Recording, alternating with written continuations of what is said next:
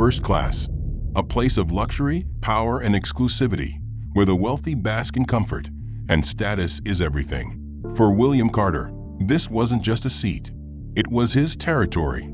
And tonight, as he stepped onto Atlantic Airlines Flight AA-417, he expected nothing less than perfection. But the moment he reached his row, his perfect world cracked.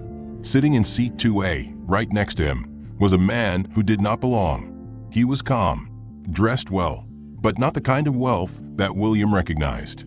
He had no flashy watch, no desperate attempt to flaunt his status. Just a quiet, composed presence. And worst of all, he wasn't intimidated.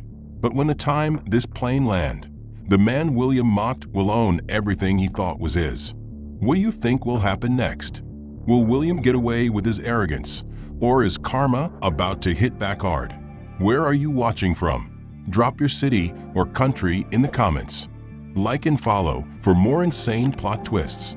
Let's begin. What happens when a man who believes he owns the world is forced to face someone who truly does?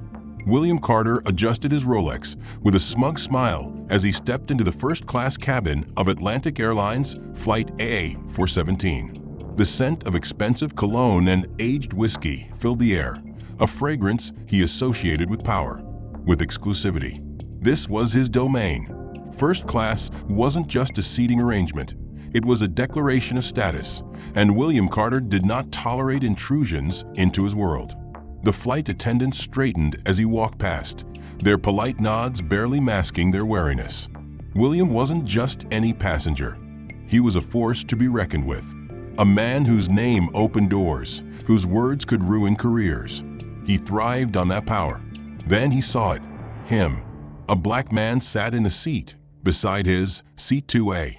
He was dressed in a tailored yet understated navy blue suit, exuding quiet confidence. A tablet rested in his hands, fingers tapping with practiced ease. He barely looked up as William stopped in the aisle, his expression shifting from mild annoyance to outright disbelief. "Excuse me," William said, voice dripping with condescension. "Are you sure you're in the right seat?" The man looked up briefly, meeting William's gaze with unreadable eyes before turning back to his screen. "Yes." William's lips curled. "Really? Because I don't recall this airline handing out first-class charity tickets." The tension in the cabin thickened. A flight attendant, sensing trouble, approached with a diplomatic smile. "Mr. Carter, is there a problem?" "Yes," William scoffed, gesturing toward the man. "It seems there's been a mistake. I doubt this gentleman belongs here." The man exhaled slowly, setting his tablet aside. "My boarding pass says otherwise." The flight attendant checked the ticket and confirmed with a polite nod. "Mr. Morgan is indeed seated here, sir." William's brows knitted. The name meant nothing to him, but the irritation, no, the offense, of having to share space with someone so clearly out of place made his skin crawl. With an exaggerated sigh, he collapsed into a seat, making a show of shifting uncomfortably. "Unbelievable," he muttered, just loud enough for the man Morgan to hear. But Morgan didn't react. He simply resumed his work, fingers moving over the screen, unfazed. William smirked. "Silent type, huh? Fine." If the man wanted to pretend he belonged here, William would make sure he knew otherwise. As the plane began its taxi to the runway, William stretched out, deliberately knocking against Morgan's arm. "You don't fly first class often, do you?" Morgan barely glanced at him. "I fly enough." William chuckled. "Must be your lucky day, then. First class isn't exactly for tourists." Morgan finally looked at him. His eyes were calm, steady, assessing. Not angered, not intimidated, just watching. That bothered William more than he cared to admit. The engines roared, pressing them back into their seats as the plane lifted off. William took a sip of his champagne and exhaled contentedly. "Some of us are just used to a certain standard, you know." Morgan didn't reply, and that silence only fueled William's need to push further. How far can arrogance go before it crosses the line? William Carter leaned back in his seat, tapping his fingers against the armrest, watching Morgan out of the corner of his eye. The man was still engrossed in his tablet, completely unbothered by the earlier exchange. That indifference grated on William's nerves. It wasn't enough that Morgan had taken up space in first class. He wasn't even acknowledging William's presence. No nervous shifting, no awkward glances, no quiet attempts to make himself smaller. Just silence, as if William Carter was irrelevant.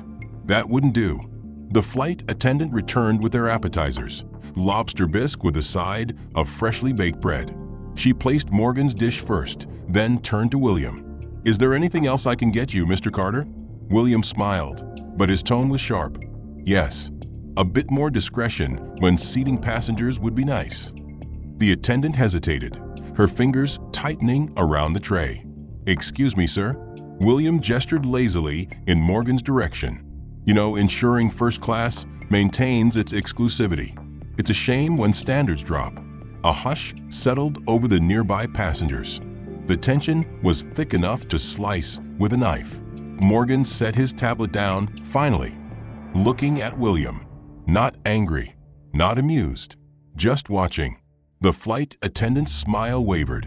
"Mr. Carter, all of our passengers are valued equally." William chuckled, shaking his head. Of course, just an observation." He dipped a spoon into his soup, taking a slow sip. "Some people fit the environment. Others, well, they just don't." A murmur passed through the cabin. A businessman 2 rows ahead frowned in William's direction, but no one spoke up. Morgan reached for his spoon, his movements controlled.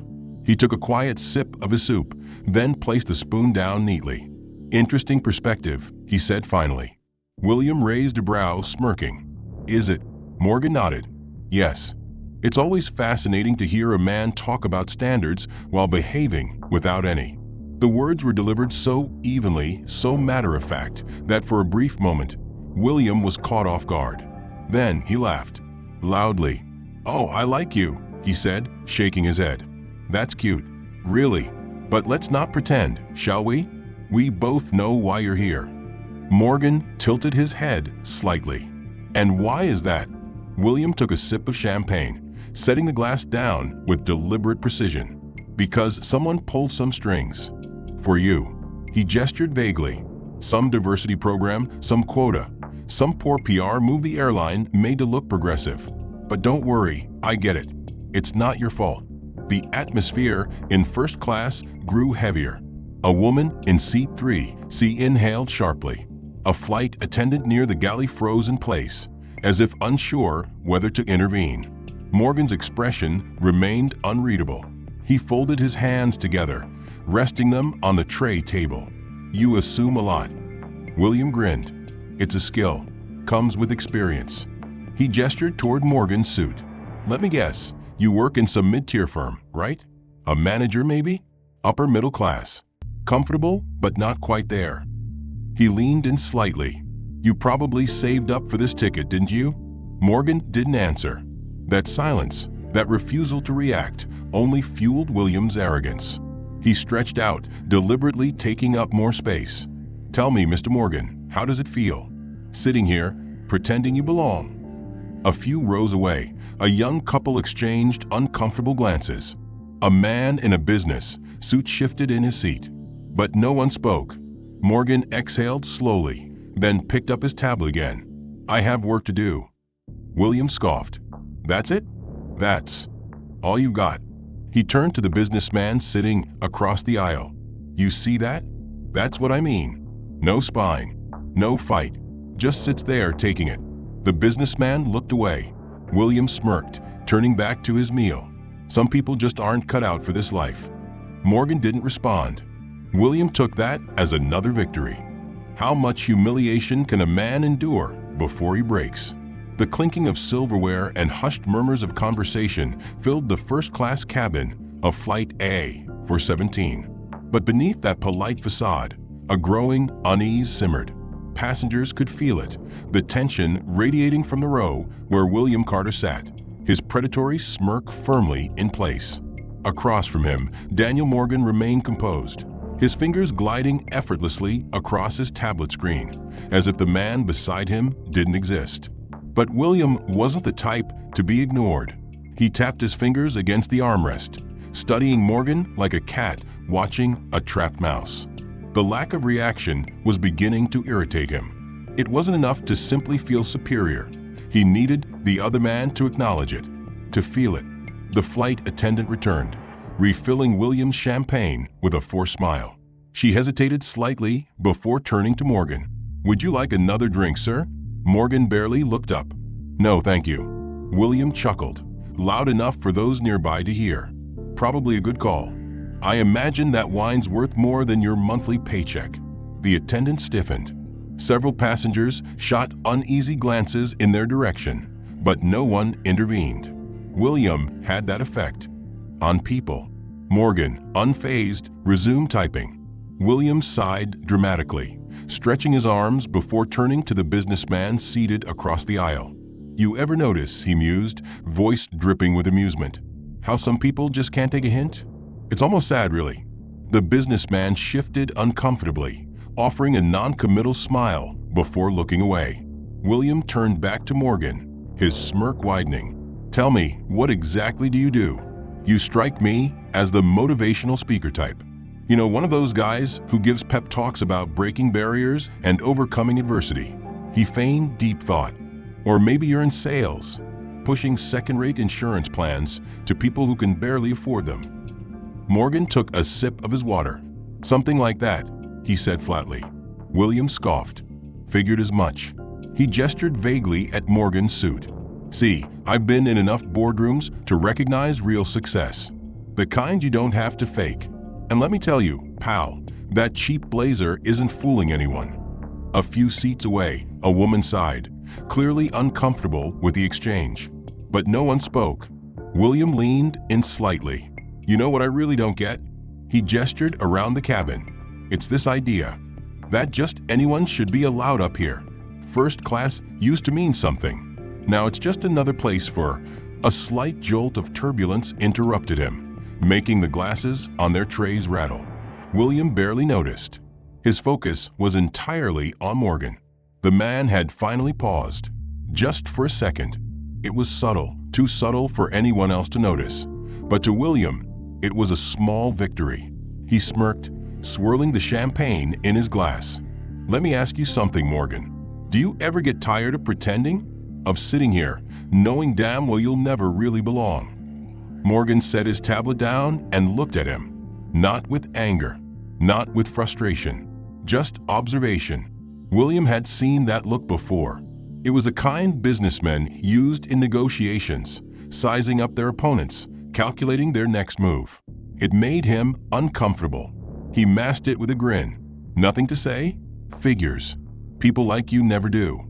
Morgan exhaled, picked up his tablet, and resumed working. William felt something unexpected stir inside him. Irritation. He had expected something. An outburst, a defensive retort, a flash of emotion. But Morgan had given him nothing. And that was unacceptable. He wasn't done. Not by a long shot. How far can humiliation go before it becomes cruelty? The flight droned on, but for William Carter, the real entertainment had only just begun. He stretched his legs out, relishing the plush comfort of his seat, while the man beside him, Daniel Morgan, remained perfectly composed, his fingers gliding across his tablet screen.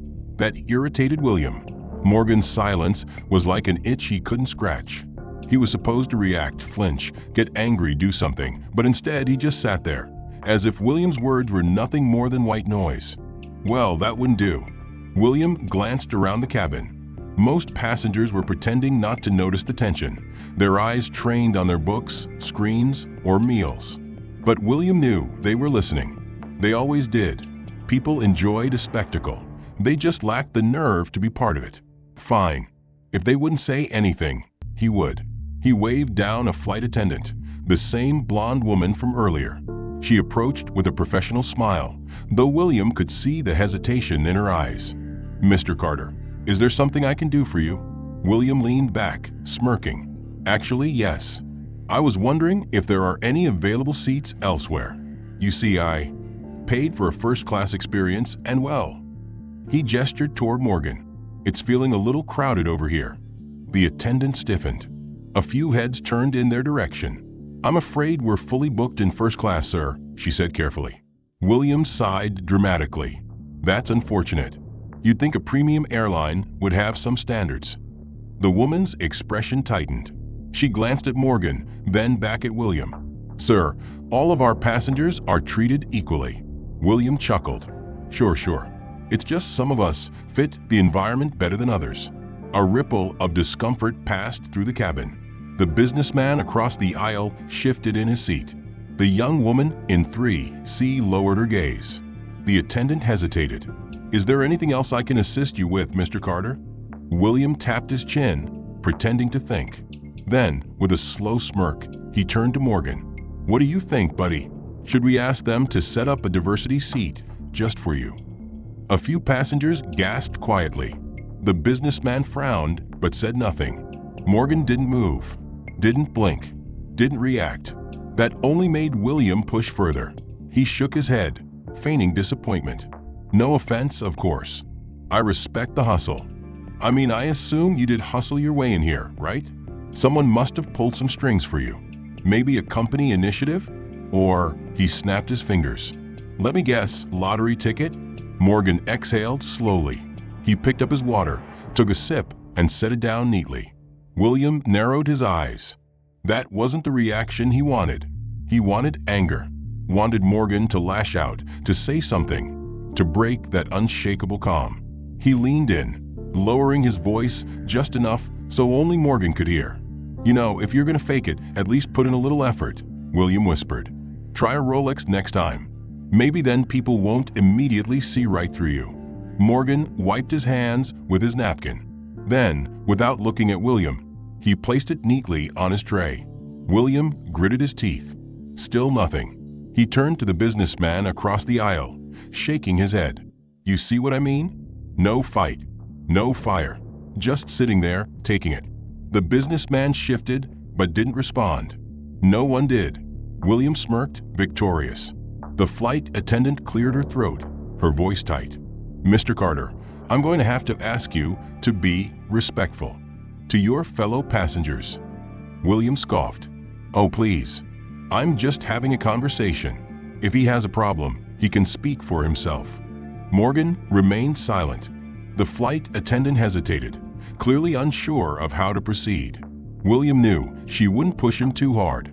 He was the kind of man airlines bent over backwards for. The kind who got free upgrades, special privileges, and personal apologies if anything ever went wrong. She wasn't going to risk upsetting him over this. Let me know if you need anything else, sir, she said finally, before turning away. William watched her leave, then turned back to Morgan with a smirk. See that? That's how the world works. The people who matter get what they want.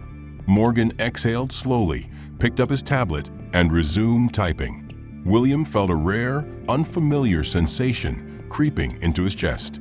Irritation. He had won. He had publicly humiliated the man.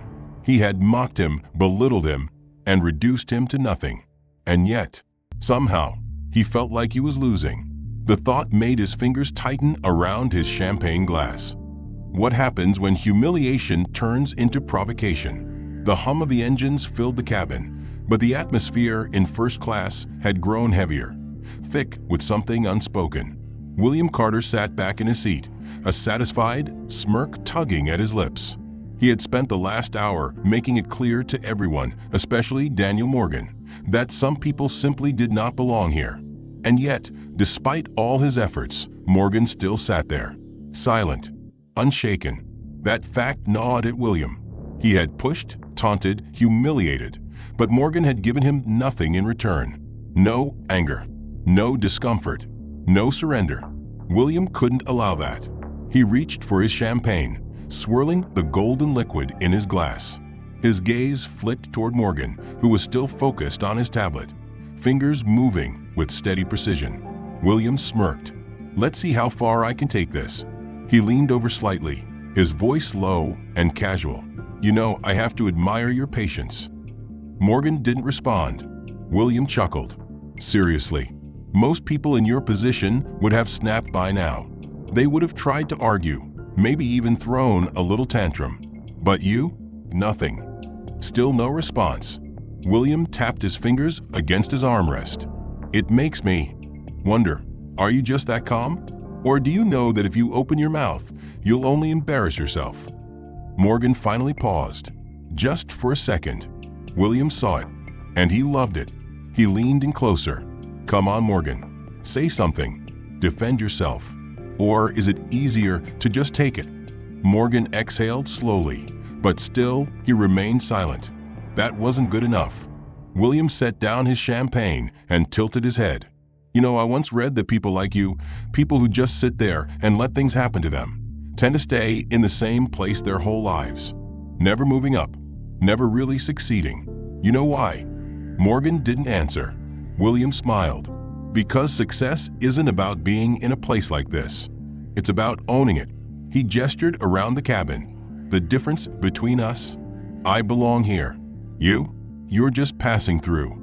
Morgan's fingers tightened slightly around the edge of his tablet. It was brief, barely noticeable, but William caught it. Got you. He smirked, satisfied. Let me ask you something, Morgan. What's it like? Sitting here, knowing no matter how expensive your suit is, no matter how much you paid for that ticket, people will always look at you and see someone who doesn't fit.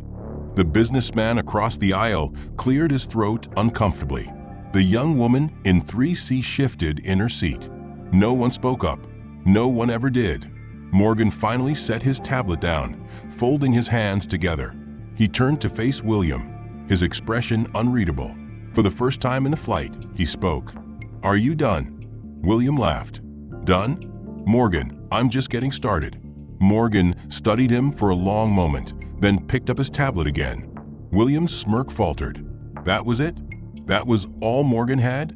No anger, no fight, just nothing. That wasn't good enough. It wasn't satisfying. William tapped his glass against the tray table, his patience wearing thin. Come on, Morgan. You've got to have something to say. Or do you just let people talk down to you all the time? Morgan didn't look up. William's jaw clenched. What happens when the untouchable loses control? The flight had settled into an uneasy rhythm. The hum of the engines, the clinking of glasses, the quiet murmurs of passengers lost in their own worlds. But in seat 2B, a storm was brewing. William Carter was seething. For the past few hours, he had thrown insult after insult at the man beside him. He had mocked him, degraded him, challenged him. And yet, Daniel Morgan still refused to react. It was infuriating. William was used to people bending, breaking, responding to his power. Yet here was this man, this nobody, sitting beside him, unmoved, untouched, as if he were beyond William's reach. And William Carter hated that feeling. His grip tightened around the stem of his champagne glass. The bubbles fizzed and popped, much like the frustration building inside him.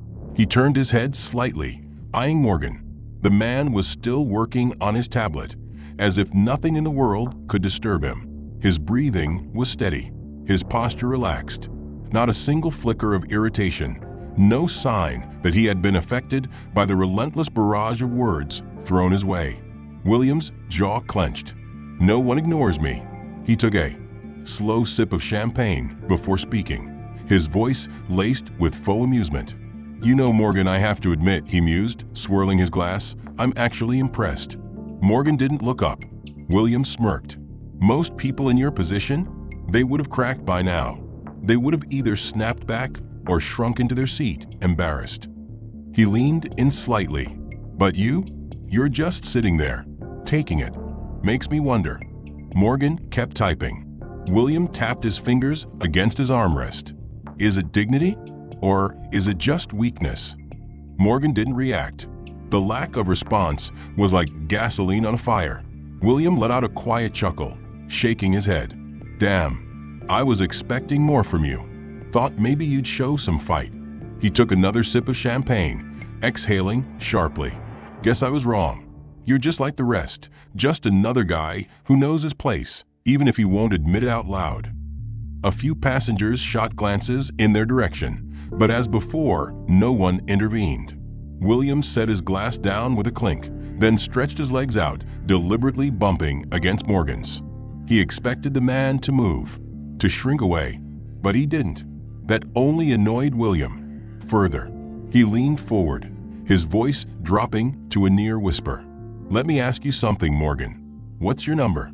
For the first time in a while, Morgan paused. He glanced at William, brow slightly furrowed. "Excuse me." William grinned.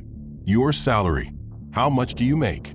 He gestured vaguely toward Morgan's suit. "Enough to afford this seat, sure, but let's be honest. You're stretching it, aren't you? This flight probably cost you more than you should have spent, didn't it?" Morgan's expression remained unreadable. William continued. "See, guys like me? We don't even think about the price. It's irrelevant. But guys like you," he clicked his tongue, "every dollar matters. You're probably going to remember this ticket price for months. Hell, maybe even years." A muscle twitched in Morgan's jaw. William saw it, and that was all the encouragement he needed. He grinned wider. "Tell me, how many paychecks did this ticket cost you? 2? 3? More?" Morgan let out a slow breath. His fingers tightened briefly around the tablet before he forced himself to relax. William chuckled, victorious. "You know," he continued, voice mockingly casual, "if you wanted the first-class experience so badly, you could have just booked economy and snuck. Up here, I hear security's gotten lazy these days." This time, several passengers did turn their heads, their discomfort visible. A woman in 3C pressed her lips together.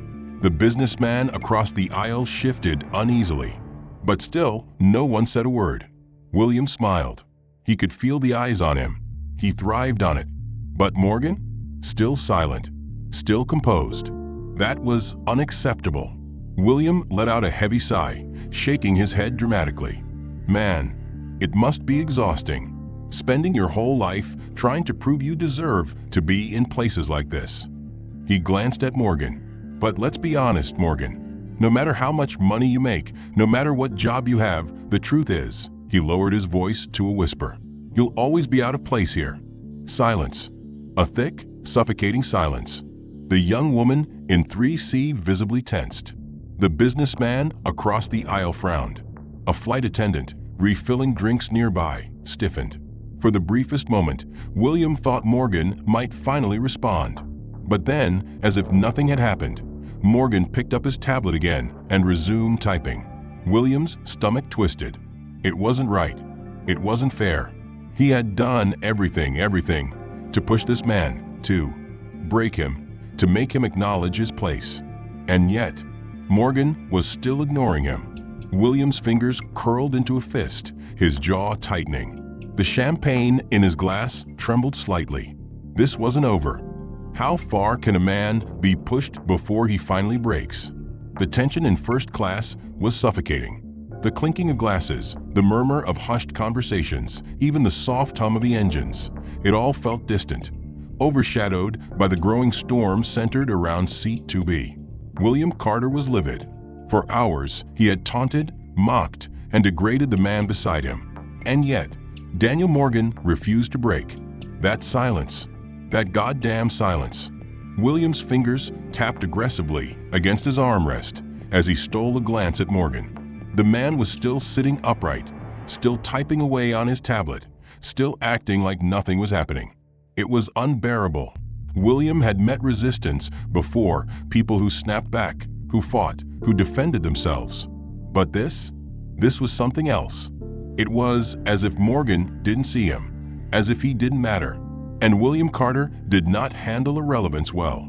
He took a slow sip of his champagne, then turned his full attention to Morgan. The amusement in his voice was long gone, replaced by something colder, sharper. "You know, Morgan," he said, stretching out in his seat, "I'm actually impressed. Not by your success, obviously. I doubt that even exists, but by your patience." He let out a low chuckle. "Most people in your position would have walked away by now. But you just sit there, nodding along, pretending none of this affects you." Morgan kept his eyes on the screen. William's jaw tightened. "That's the thing about your kind," he continued, voice dropping lower. "You always think that if you just keep your head down, if you just endure, things will work out for you. But let me tell you something." He leaned in slightly, voice just above a whisper. "That's why you'll never be one of us." A hush fell over the surrounding passengers. A few turned their heads slightly, pretending not to listen, but unable to look away. Morgan's fingers paused. It was the first time he had physically reacted all night. William saw it, and he relished it. Finally, he smirked, pushing his luck further. "You know I could help you," he mused. "Teach you how to navigate places like this, how to blend in better. God knows you need it." Morgan exhaled slowly, placing his hands flat on the tray table. His shoulders remained relaxed, but William sensed something shift. He was getting to him. "Good." William sat back, victorious. "Tell me, Morgan, what's the most expensive thing you own? A car? A house?" He chuckled. "A watch, maybe?" He gestured to his own Rolex, flashing it slightly. "Because let me tell you something. No matter what you buy, no matter how much you spend, people will always know." Morgan remained still. William could feel the stares now. The businessman across the aisle was no longer pretending to read his magazine. The young woman in 3C had frozen mid-sip of her drink. A flight attendant at the front of the cabin subtly shifted her weight, glancing in their direction. But no one stopped him. No one ever did. Morgan had to react. William decided to go further. He reached over, casually, almost lazily, and placed his hand on Morgan's tablet. Not forcefully, not aggressively, just enough. Morgan's fingers instinctively tightened around the device. William smiled. "Come on, Morgan. Just admit it. You don't belong here." Silence. Then finally Morgan spoke. "Move your hand." It was soft, controlled, but there was something beneath it. Something dangerous. William raised a brow, amused. "Or what?" Morgan looked up for the first time in hours. His expression was unreadable, but his eyes were something else entirely. Calm, measured, a warning. William felt something strange in his chest. A flicker of something he didn't recognize. Was it doubt? No, impossible. He doubled down, pressing his fingers slightly harder onto the tablet. "Go on," he whispered. "Show me what happens when you finally snap." A beat passed. Then, without breaking eye contact, Morgan reached forward, grabbed William's wrist, and removed his hand. Not aggressively, not forcefully, just firmly. The message was clear. William's smile faltered. Morgan sat back, picked up his tablet, and resumed working. The moment had passed. And for the first time that flight, William Carter had no idea what to say. What happens when the powerless man turns out to be the most powerful one in the room? The tension that had been simmering for hours was at its breaking point. William Carter sat stiffly in his seat, his smirk faltering, the weight of Morgan's silent defiance pressing down on him in a way he didn't quite understand. He had spent the entire flight establishing dominance, making it crystal clear that Morgan was out of his depth, out of place. And yet, for the first time, William felt something off. It wasn't just the way Morgan had calmly removed his hand. It was the way he looked at him, not with anger, not with fear, but with a kind of understanding, as if he already knew how this was going to end. William exhaled sharply, pushing the thought away. "No, I'm in control here." The pilot's voice crackled over the speakers. "Ladies and gentlemen, we are beginning our final descent into New York's JFK Airport. Please ensure your seatbelts are fastened and tray tables are in their upright positions." A rustling filled the cabin as passengers adjusted their seats, flight attendants making final checks. The air was different now, charged with an anticipation William couldn't quite place. Morgan, as always, remained still. William glanced at him, irritation creeping back in. He needed to end this, to have the final word. So, he drawled, "Back to reality, huh? Bet that economy class life is going to feel real different after this little adventure." Morgan said nothing. William smirked. "Enjoy it while it lasts, Morgan. First-class seats don't come around often for guys like you." Morgan still didn't respond. But someone else did. "Ladies and gentlemen," the pilot's voice returned, steady and professional. But this time, there was something different in his tone. "Before we land, we would like to take a moment to extend a special welcome to one of our most esteemed passengers today." A brief pause. William barely registered it, too busy savoring his supposed victory. It is an honor to have on board with us the new owner and chairman of Atlantic Airlines, Mr. Daniel Morgan. Silence. Absolute, staggering silence. William froze. His smirk vanished, his entire body locking up as if someone had cut the power to his brain. The words didn't make sense. They couldn't make sense. His eyes darted to Morgan, who, for the first time, looked straight at him and smiled. A slow, knowing smile. The kind that said, "I knew this moment was coming. I was just waiting for you to catch up." The cabin erupted. Passengers turned, whispering in hushed, stunned voices. The businessman across the aisle straightened in his seat, his brows raised in disbelief. The young woman in 3C looked back and forth between Morgan and the speaker above, mouth slightly open. William's throat went dry. His hands curled into fists against the armrest. No, this wasn't real.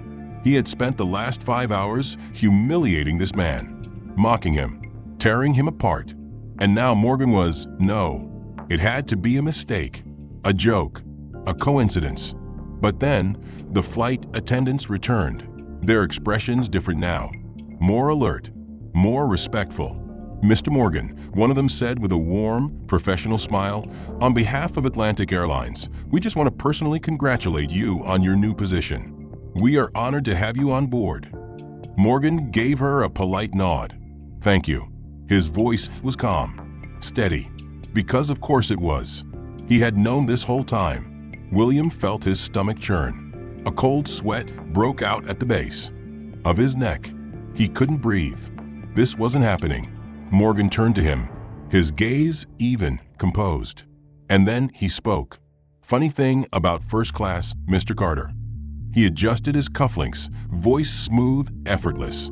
"It's not just about who sits here." He met William's eyes, his meaning unmistakable.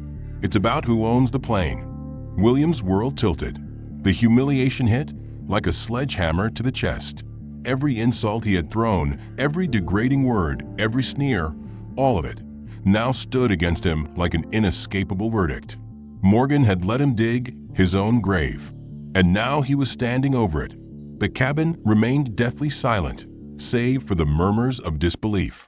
William's mouth opened slightly, but nothing came out. No witty retort, no cutting remark.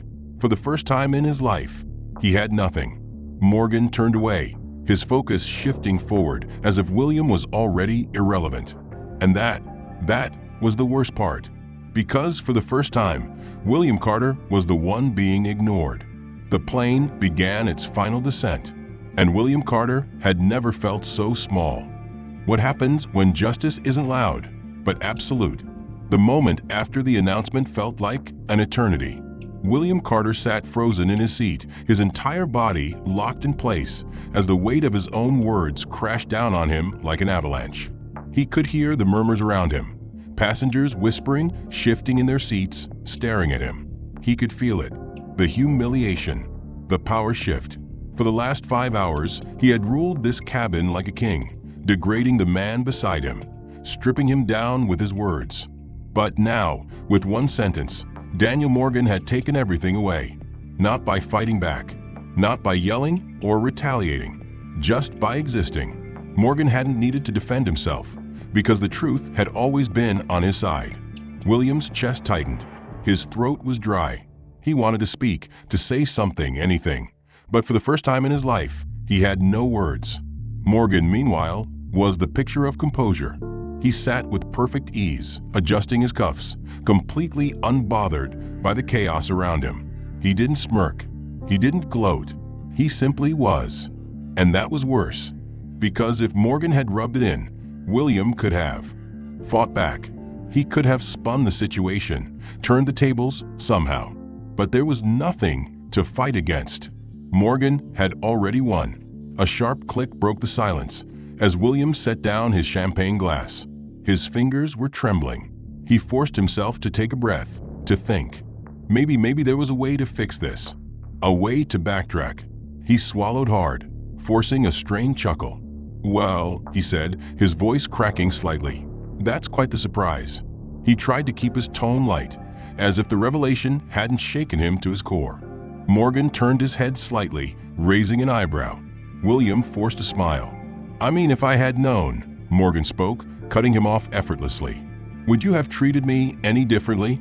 Silence. William's mouth hung open slightly. The question sat between them, a mirror reflecting every cruel thing he had said. He could feel the passengers watching, waiting for his response. Morgan gave him a patient, knowing look. "Go ahead," he said. "Answer honestly." William's mind scrambled for a way out. He could deny it. He could try to salvage this. But the truth was already exposed. And Morgan knew it. William forced a weak laugh. "Come on now. No need to take things so personally." Morgan exhaled slowly. Then, in the calmest, most measured tone possible, he spoke for words that shattered what little dignity William had left. "I didn't take it personally." William flinched. Morgan leaned back, his expression unreadable. "That's the difference between us, Mr. Carter. You needed my reaction. I didn't need yours." The meaning was crystal clear. William had spent the entire flight desperate for control, needing to prove his superiority. But Morgan had never needed to prove anything, because he had been in control the entire time. William felt his stomach churn. He clenched his fists under the table, his knuckles turning white. Then, a polite cough interrupted the moment. William turned his head sharply, only to see a flight attendant standing beside his seat. Except this time, there was no polite smile. No attempt at diplomacy. Only authority. "Mr. Carter," she said, her voice crisp, professional, and utterly impassive. "For the request of our chairman, you are hereby banned indefinitely from all future Atlantic Airlines flights." William's heart stopped. His eyes widened, disbelief washing over him like ice. "What?" His voice came out hoarse, almost childish. "You will not be permitted to fly with us again," the flight attendant repeated. "Upon landing, security will escort you off the aircraft immediately." William's pulse pounded in his ears. "This isn't happening. You can't do that," he blurted, his voice rising. This is absurd. I'm a platinum member. I have stock in this company. The decision is final." Morgan remained silent, watching the scene unfold with quiet certainty. William's breathing was ragged. He turned to Morgan, panic creeping into his voice. "You're seriously going to do this?" Over a few jokes. Morgan didn't reply immediately. He took his time, as if carefully considering his words. Then finally he spoke. "This isn't about what you said, Mr. Carter." William swallowed hard. Morgan held his gaze. "It's about what you believed when you said it." The words hit harder than William expected, because deep down he knew. He had never seen Morgan as an equal. He had never once considered that Morgan might be just as, no more, successful than him. And now he was watching everything slip away. His hands trembled. His face burned with humiliation. He could hear the whispers, the murmurs of every single passenger in first class, all of them watching, judging. He had been powerful, untouchable, unchallenged. And now he was just another man who had overplayed his hand. The plane gave a slight lurch as the landing gear deployed. The final descent had begun. For everyone else, the flight was ending. For William Carter, it felt like his entire world was crashing, and there was nothing he could do to stop it. What happens when power is stripped away, leaving only the truth? The moment the wheels touched the ground, William Carter felt like he couldn't breathe. The descent had been smooth, but his fall had been catastrophic. Everything had unraveled so fast. One moment, he was the most powerful man in the room, lording over a stranger he believed to be beneath him. The next, he was nothing, and everyone knew it. The whispers hadn't stopped. The businessman across the aisle, the woman in 3C, even the flight attendants, they all saw him differently now. Before, he had been an untouchable force. Now he was just a cautionary tale. A disgraced man who had flown too high and gotten burned. The seatbelt signs switched off with a soft ding, and movement rippled through the cabin. Overhead bins clicked open, passengers retrieving their bags, stretching after the long flight. William, however, remained frozen. His hands gripped the armrests, his mind scrambling for a way out. Maybe there had been a misunderstanding. Maybe if he spoke to someone higher up, he could fix this.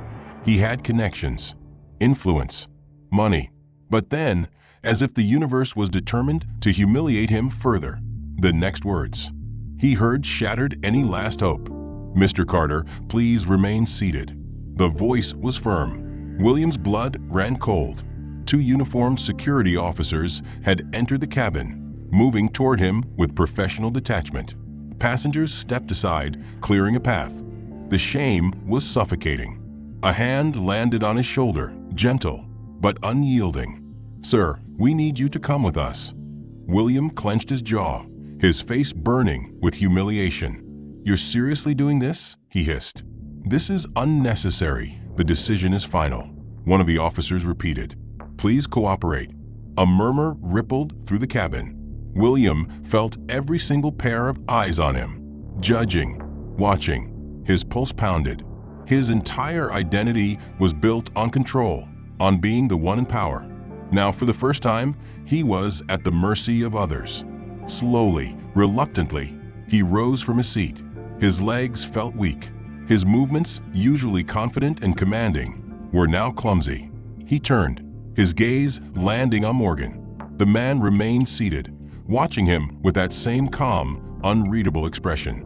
No gloating, no smugness, just observation. Because Morgan had never needed revenge. William had destroyed himself. His own arrogance, his own words, had done all the work. And that was the worst punishment of all. The two officers escorted him down the aisle. The walk of shame was long, endless, humiliating. A few passengers whispered as he passed. Some didn't bother hiding their smirks. The young woman in 3C shook her head, muttering, "Serves him right." William clenched his fists, but there was nothing left to fight. He was removed from the aircraft in silence, his once invincible presence now a distant memory. The end. What do you think about this ending? Morgan never had to seek revenge, yet William still faced the consequences of his own actions. Do you think this was a fair punishment, or should William have suffered even more?